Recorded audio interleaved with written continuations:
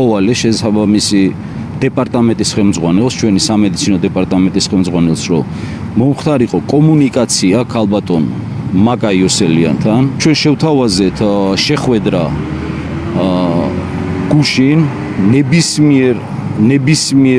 ნებისმიერი დღის პერიოდში. თუმცა სამწუხარო და ჩემდა კიდევ ერთხელ ასე ვთქვათ გასაოცრად პასუხი მივიღე, რომ მას უბრალოდ ასე ვთქვათ არ ეცალა და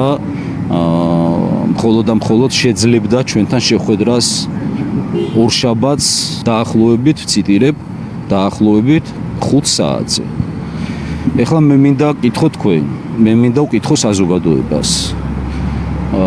თუ ადამიანი განიცდის ისეთ ტკივილს, ანუ ეს ექიმის შეფასება არის და ვციტირებ მაკა იოსელიანის სიტყვებს. ძალიან მიჭირს მერწმუნეთ ამის თქმა, მით უმეტეს ექიმებზე, თუმცა როდესაც ექიმი აფასებს ასე მდგომარეობას პაციენტისას, რომ მას გააჩნია ისეთი ტკივილები, რომ პრაქტიკულად წარმოუდგენელი იყო მისი გასინჯვა,